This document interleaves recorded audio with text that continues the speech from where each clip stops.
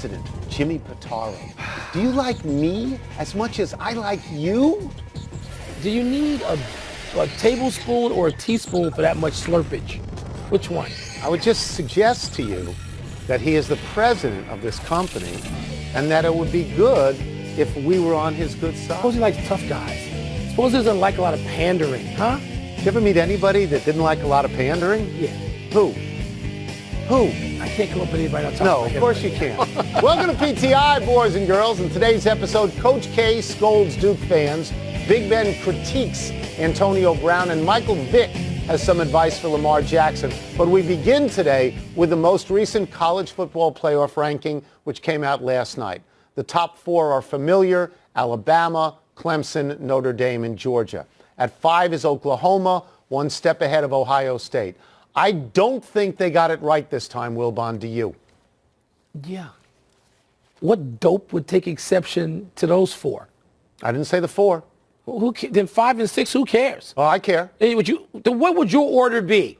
Well, I would have Ohio State ahead of Oklahoma because there is nothing on Oklahoma's resume. There is no win that is anywhere near as impressive as what Ohio State did to Michigan. And even beating Texas is not going to put it in that category. So I would put Ohio State in the first position to get in if Georgia loses.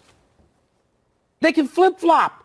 They got a game. They each have a game Saturday. They each have an important game Saturday. Also, Ohio State, let me remind you about last year. If you want to talk about what the committee thinks, and that's what we ought to be talking about. Last year, the committee looked at a 31-point loss by Ohio State to Iowa and said, get out. That's right. They now have a 29-point loss at Purdue. Yes. And Purdue this year is not as good as Iowa was last year. Same loss, same humiliating loss. This one later, about the same time in the season. Not as good. What are you talking about? They just don't have the signature win that Ohio State has. But I'm gonna push back on myself for two things. All right. The first thing that I would say to you is that they want Oklahoma because they understand it's a television show. And if they can get the Oklahoma quarterback against the Alabama quarterback, they're going to finish 1-2 in the Heisman. People will tune in. There's a second thing that I think is more important. I don't think for a week walk-up, one full week, they want Urban Meyer out there talking about Zach Smith and talking about domestic abuse. I don't think they want that to overshadow their football. So I think they want Ohio State out. A lot of the people voting in there are coaches. They don't give a damn about whether something's a television show. To them, television's a distraction. Or at one point it was, you're looking at it like you look at it, not assessing the people in the room. I think when they're in that room, they think of it as how do we grow the game. No, they don't. But we both agree that those four are in. They're in. Especially if Georgia beats Alabama by not 40 And points. then Ohio State would be out. And then you get what you think is their wish. That's right. I sort of agree with you on that one. In case you were wondering how third-ranked Duke will respond to his first loss of the season, stop. The Dukies crushed Indiana last night. Duke's 4 freshmen, Williamson, Barrett, Reddish, and Jones, by themselves outscored the Hoosiers. Williamson set up camp in the lane, old school style, getting to the basket for all but 3 of his 25 points. That didn't keep Coach K afterward from sounding a cautionary note. He implored Duke fans to dial back their crazy expectations. Tony, given what we've seen, even the loss last week to Gonzaga, is this a reasonable request? Of course it's a reasonable request, but let me ask one question here that I would ask of Mike Krzyzewski. What are your reasonable expectations for this team? You recruited the number 1, the number 2, and the number 3 freshman in the country. You're going to be happy going out in the round of 32? Because if you want people to dial back their expectations, then go recruit the number 32, 64, and 96 freshmen in the country, and then they won't have any expectations. You cannot have it both ways. He's already in great shape because Gonzaga beat him. He's in great shape. He's in great shape with them. Tony, I still think the expectations weren't even just winning a national championship. They want to win every game by 40. They want Williamson to beat Julius Irving in the games. They wanted to go undefeated, and that's not going to happen. By the books, but they can win the championship. Now they have the motivation to get back at Gonzaga, which they can do in the Final Four. And Mike Krzyzewski's his legitimate expectations, of course, are the Final Four. Of course they are. Of course they are. But you heard what was going around about this team.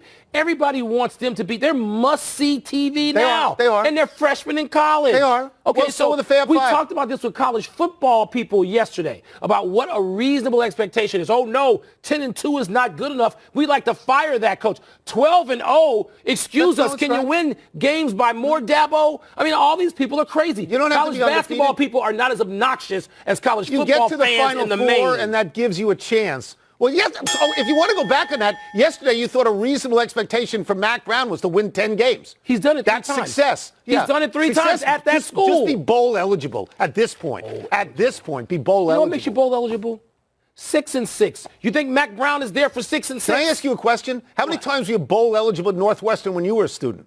None. Zero would be the And you know correct what? My answer. expectations are still reasonable in my school. Yesterday, just beat Ohio State. Yesterday, that's a reasonable expectation, beat Ohio State. Yesterday, the Washington Redskins claimed Reuben Foster, the linebacker the 49ers released after Foster was arrested a second time on domestic abuse charges.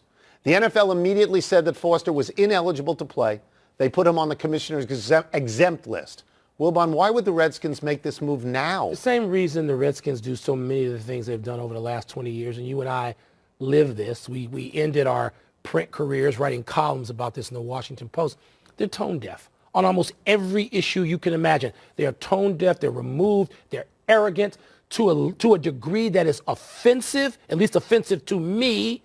Whether we're talking about the handling of the team nickname, you don't have to necessarily change it, but you can't just take positions which are publicly irresponsible. That's what the Redskins major in, and this doesn't surprise either one of us. So here's what I would say in terms of why you would do it. I don't know why you would do it now. He's not going to play this year, if ever. It's going to be next year, if ever. But you said he's from Alabama. The Redskins have, I think, 4 guys on the defense, contributing guys who probably played with him in college at one point, probably overlapped, and maybe they can get a hold of him. Although some of those guys are saying, a couple, are saying no one talked to us. Well, no, I wouldn't expect them. No, that's just an expectation the management would have. Yeah. But I think we got to point out that there is no constitutional guarantee to play in the NFL. That's private corporation. The league can look at this guy and say, you're never going to, in the post-Ray Rice world, you can look at this guy and say, I'm sorry, we're not going to have you. Go find another football league someplace. You know what's amazing to me, Tony? That owners can be, it only takes one, they can be so offended by Colin Kaepernick. But this doesn't offend them? How do you have the press conference where you put your arm around him and say, here we go? How do you have that? That's hard press conference. We haven't seen it yet. It's hard to do. Tony, you paying attention to Ben Roethlisberger's seeming annoyance with star receiver Antonio Brown? No. On his radio appearance in Pittsburgh yesterday, Big Ben criticized Brown for not running more of a flat route on the play that resulted in that last-minute interception that killed any chance for the Steelers to win the game. And Ben added he should have thrown the ball to Juju Smith-Schuster every play down at the goal line. Tony, reading into all this, any meaningful dysfunction between Big Ben and Brown, and is this something that might hurt the Steelers? First question answer, no. Second question answer, no. Ben Roethlisberger is a fabulous diva. Ben Roethlisberger criticizes everybody in his team all the time. When you then repeat the words to him 3 days later, he says, I never said that. Get out of here. I don't want to hear this.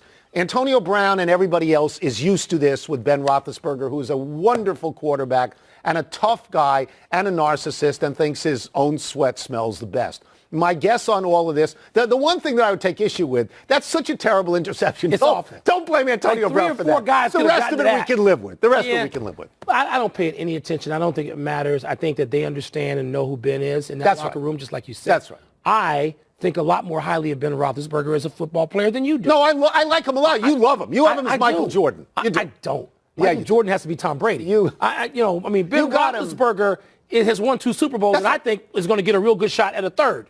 And that puts him in rarefied air. That's right. Does it not? It does. So that would separate him. So anyway, I think that receivers, talk about divas, every receiver in the NFL right now is a diva. And it has been for the last 20 years.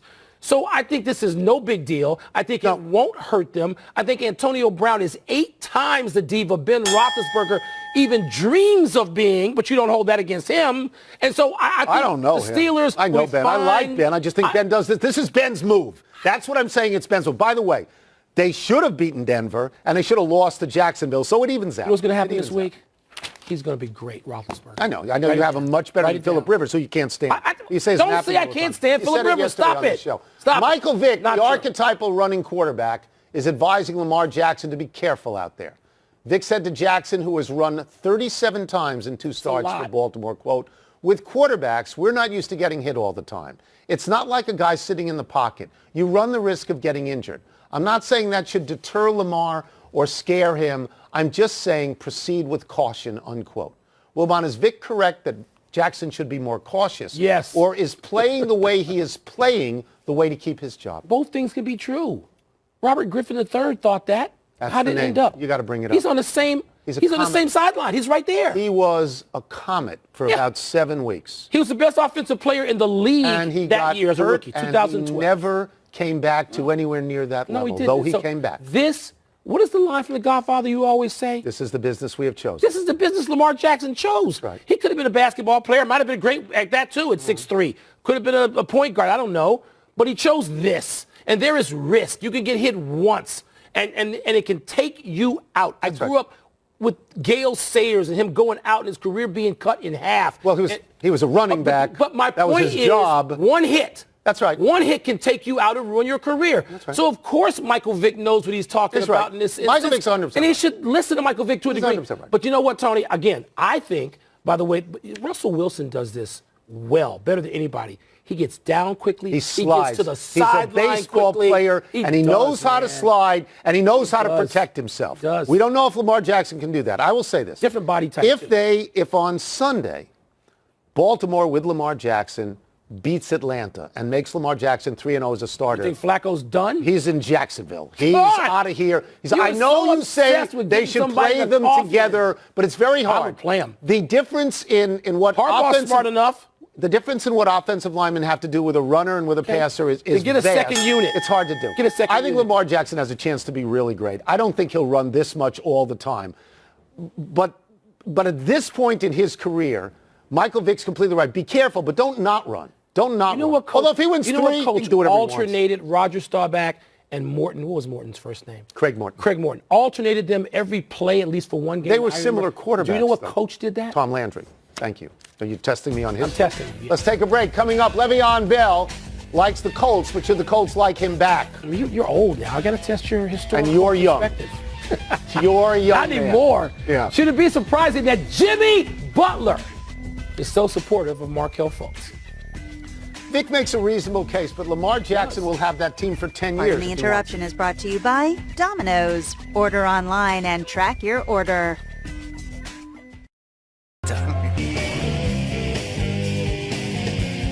It is time for this honorary Doctor of Humane Letters to put on a clinic in What's the Word, What's Where's First. the smock? It's upstairs. I forgot it. The Colts would be blank to pursue Le'Veon Bell. Smart. He's a really good player. Now, he's done in Pittsburgh, and his teammates hate him in Pittsburgh. He's not a very good teammate. But you put him out there with Andrew Luck, you've got something. Remember when Edgerrin James was out there with Peyton Manning? Yes, I do. You got something. That's a very impressive thing. And apparently on Instagram, Le'Veon Bell said that this could really be something. Now, I don't think Le'Veon Bell, what you signed him to, I don't think he gives you the full amount of years. But the first year, he's going to be awesome. And you know what it would make if he's awesome and Luck is healthy and he's throwing a real football in the summer instead of like a 8-year-old Nerf He's ball? throwing a real football It now. would make the Colts emerging. That's superpowers. Very inside. Yeah. Sorry, Mike Freeman, we Yeah. still love you. Yeah. But at that point, maybe, at least on paper, the Colts could be what somebody thinks they were going to be, which is an emerging superpower. That might be a Andrew little bit Luck much. looks like the comeback player of the year by a wide margin. Right at the now he moment. does. Next. It's blank that Jimmy Butler is being so supportive of Markelle Fultz. I love this topic. It's I love this. disingenuous. Oh, come on. Jimmy Butler Oh, has come been in on. Philadelphia for an hour and a take half. shots at Jimmy and Butler for in no most reason. of that time, Markelle Fultz has not been with the team because he's seeking specialist care. Yeah. Okay, Jimmy Butler doesn't even know this guy. He's doing this to build it up so the Sixers can trade Markelle Fultz instead of just having to release him and get absolutely nothing. Or maybe Jimmy Butler is doing it to show Towns and Wiggins how much he really hates them.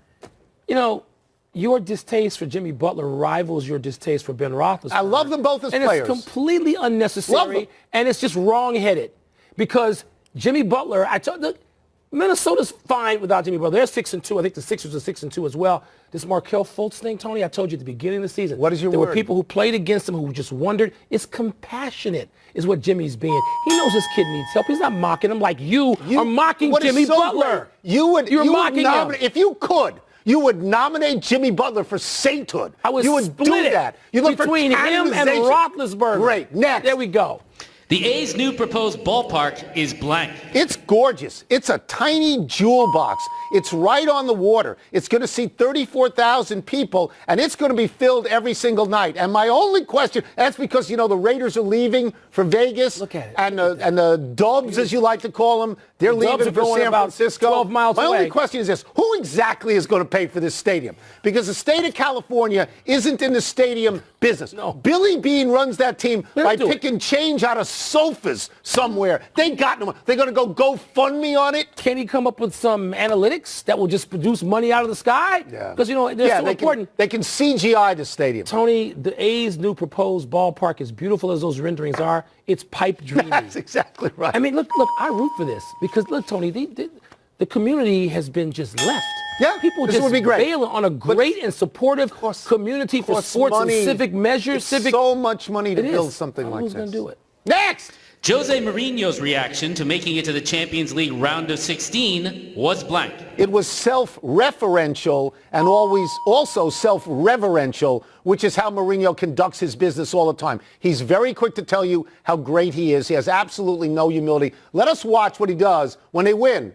Whoa, he takes Gatorade, look at boom. that. Let's go to the post game if we can to hear what he had to say.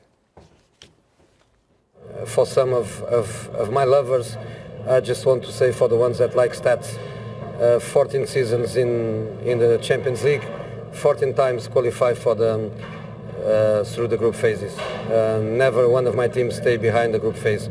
The season I didn't play Champions League, I won the Europa League. It is some record. Yeah, But it's it's a good yeah, record. yeah, Thank yeah. you. Respect. Jose Mourinho's reaction to making it to the Champions League round of 16 was irresistibly arrogant. Nah. He's a little bit churlish, I'll admit that, but I cannot stop watching if I know he's on. And I'm not trolling for his post game like I am Bill Belichick's.